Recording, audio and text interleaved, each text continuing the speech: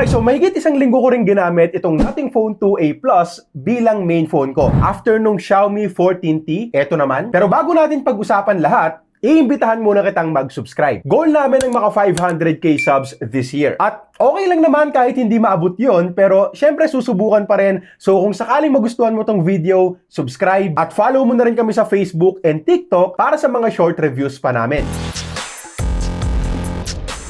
Okay, so na-review na rin naman natin yung Nothing Phone 2a nung March. Again, ito yung 2a Plus version at hindi siya Plus dahil mas malaki yung screen or mas malaki yung battery. Actually, same size lang sila at same lang din ang bigat. So, yes, kasya rin dito yung case ng Nothing Phone 2a. Ang upgrades natin dito ay nasa chipset, camera, charging, tapos may konting pagbabago rin sa design. Bale, 2 color options yung meron tayo ngayon, isang black at isang gray. May konting gray din sa black color nila ngayon para mas kita yung design. Unlike sa black ng Nothing Phone 2a dati, na black kung black talaga. Tapos itong kulay gray naman ay may mga silver parts din. Sa materials, mostly plastic pa rin yan. Mukha lang talagang glass yung back panel. Actually, parang glass din talaga at may pagka-premium ding hawakan. May IP54 water and dust resistance pa rin. Corning Gorilla Glass 5 protection sa screen at komportable rin yan sa kamay kahit na flat yung frames since may konting curve sa likod. Problema lang dito sa back panel, medyo madaling magasgasan, so ako bumili na kaagad ako ng case para sure. Ililink ko na lang din to sa comments. At of course, kanya-kanya naman tayo ng opinion sa looks. Sa akin maganda kasi kakaiba. Unang tingin pa lang parang techy na kaagad yung magiging impression mo sa nagamit, lalo na't andyan pa rin yung glyph interface. At speaking of glyph interface,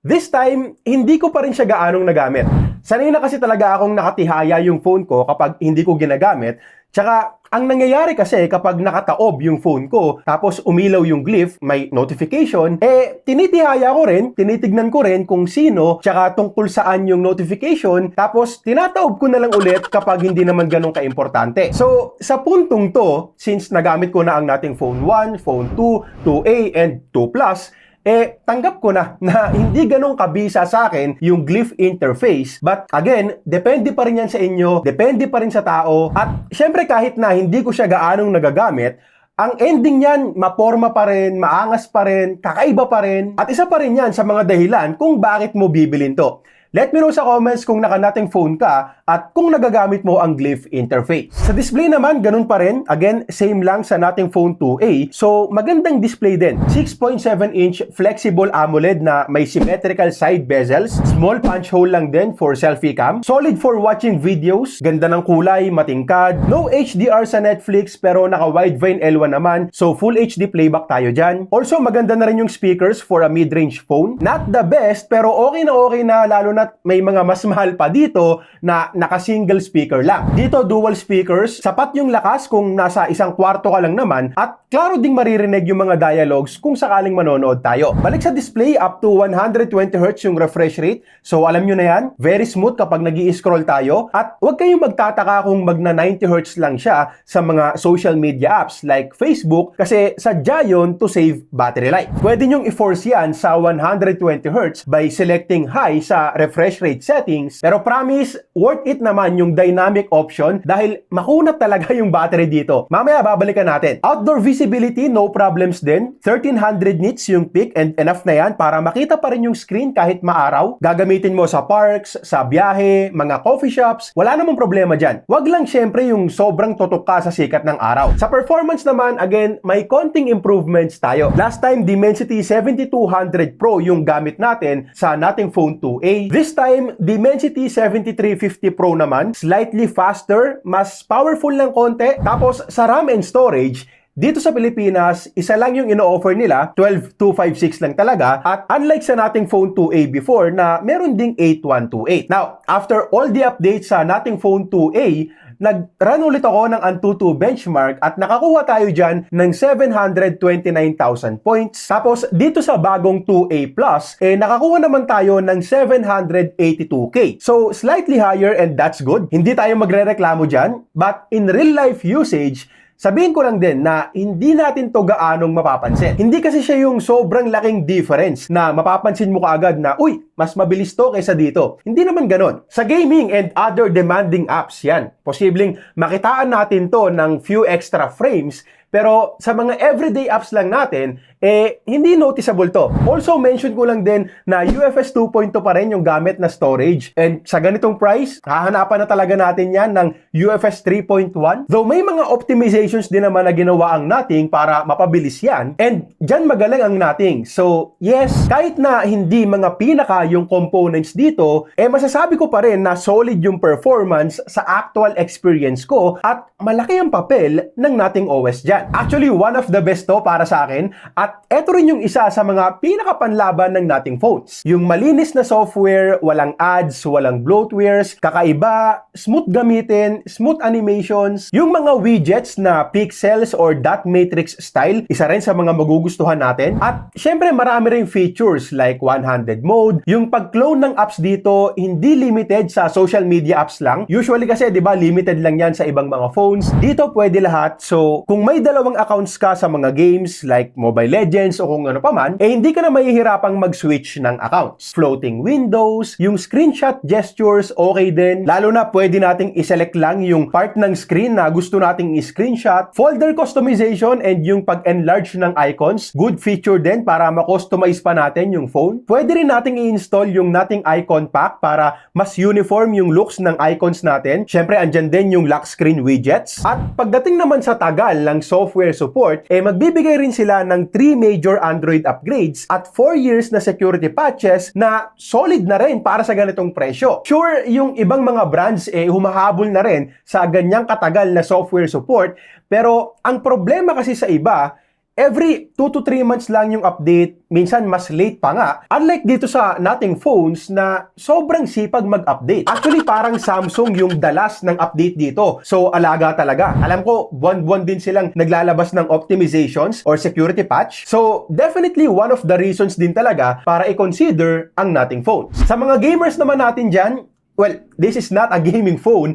Maraming mas malakas sa ganitong price. Pero pwedeng-pwede pa rin naman sa mga less demanding games like Mobile Legends, Call of Duty. Kahit yung bago ngayon na HOK, for sure, magiging smooth dito. Now, battery and charging naman tayo at eto yung isa pa sa mga pinaka-nagustuhan ko dito. 5,000 mAh battery pa rin at again, makunat pa rin. Nag-run ako ng PC Mark battery test and nakakuha ko dyan ng more than 16 hours na screen on time. Malaki-laking lamang yan kumpara sa mga kakumpetensya nito like the Samsung A55, Poco F6, and the Xiaomi 14T. Tapos, sa actual usage ko pa, more than 11 hours yung nakuha kong SOT. So, talagang tatagal siya ng 2 days kung gugustuhin mo, lalo na kung hindi ka naman sobrang babad sa phone mo. Well, para lang klaro, walang gaming na naganap dun sa 11 hours na screen on time ko.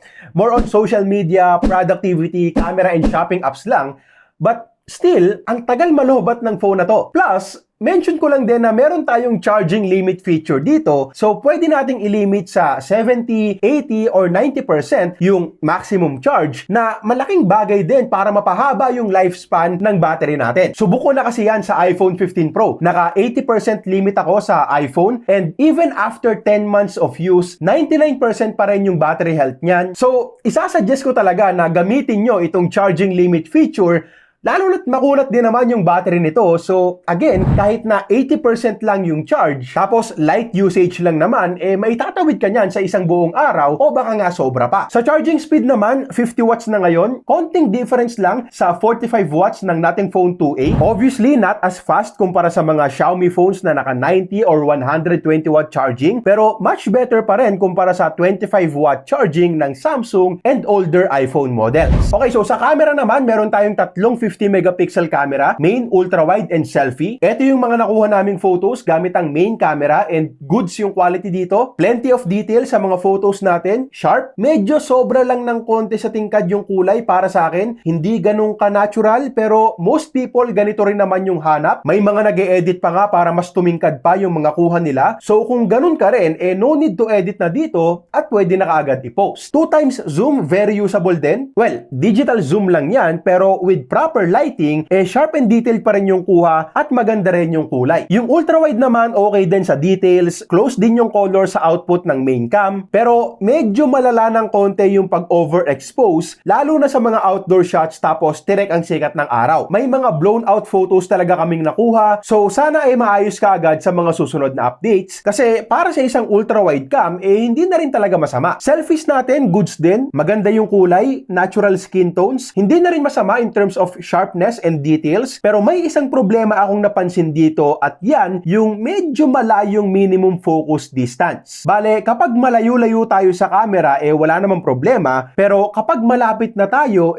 mag-out of focus yan, na mas makikita pa natin sa video recording. Papakita ko rin sa inyo, unahin lang muna natin yung nighttime photos. Automatic yung night mode dito, so no need to select na ng night mode sa settings. Maganda yung kuha sa main cam overall, hindi ganun kaganda yung pagkuha niya sa mga LEDs like dito sa bumbilya, but overall decent photos pa rin kahit pa sa mga tao ang subjects. Night mode naman sa ultra-wide, pasado rin for the price, lalo na't galing ako sa Xiaomi 14T at di hamak na mas maganda yung ultra-wide dito kasi sa Xiaomi 14T mala watercolor na yung itsura ng ultra-wide kapag gabi. Yun nga lang pagdating sa selfies, tulad lang din sa mga kakompetensyang phones, malaki-laki din yung binababa sa quality. So dapat talaga, meron tayong proper lighting kapag ganyan. Okay, so ito naman yung video quality gamit ang front-facing camera ng nating phone 2A Plus. Hanggang 4K 30 FPS tayo dito at medyo makipot pero okay lang yun kasi may stabilization din naman. At ito yung sinasabi ko kanina tungkol sa minimum focus distance.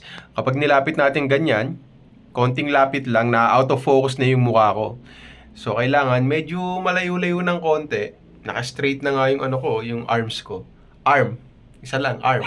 Yeah. Para mag-focus ng maayos. Kapag ganyan lang, kapag medyo naka-bend, yung ano, arm natin, yun, magkakaproblema tayo sa focus.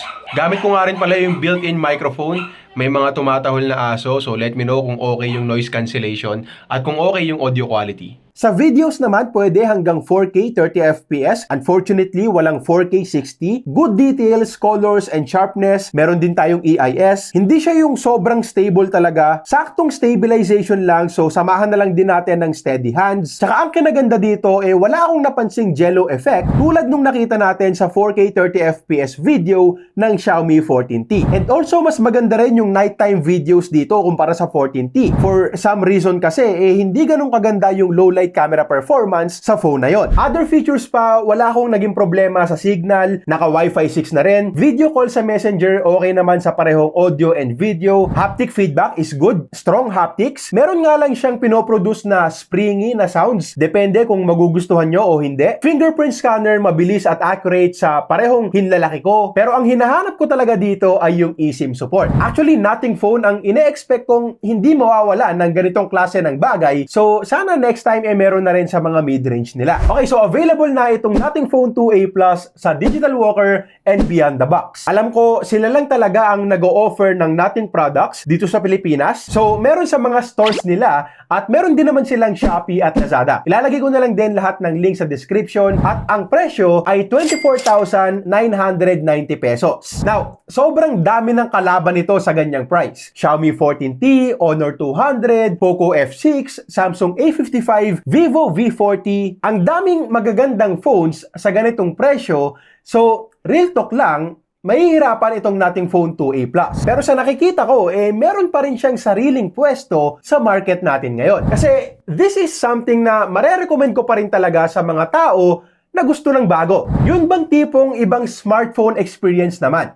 And syempre para na rin sa mga gusto ng solid at reliable na software sa mga phones nila. Like for example, ayaw mo nang maka-experience ng mga bugs, mga software issues like boot loop, pwede mong subukan to, lalo na't hindi na rin naman tayo talo sa presyo. Well, hindi siya yung pinakasulit in terms of pataasan ng specs, not the best phone for gaming, not the best camera phone din under 25K. May mga cons tayong nakita kanina like yung minimum focus distance ng selfie cam, wala rin charger sa box, no eSIM support at iba pa. But overall, still a solid mid-range phone para sa 25,000 pesos. Good and smooth performance pa rin for everyday use. Camera is good enough na rin for under 25k. Solid display. Tsaka ang pinakapanlaban ng phone na to ay yung makunat na battery. One of the best na makukuha natin sa ganitong price. Panalong software experience. And syempre, yung kakaibang design with glyph interface. Okay, so yun lang muna para sa ngayon. Again, mabibili natin to sa Digital Walker and Beyond the Box. Link sa description. Let me know kung anong tingin mo sa phone na to. Para sa review ko ng flagship nila na nating Phone 2, click mo lang to.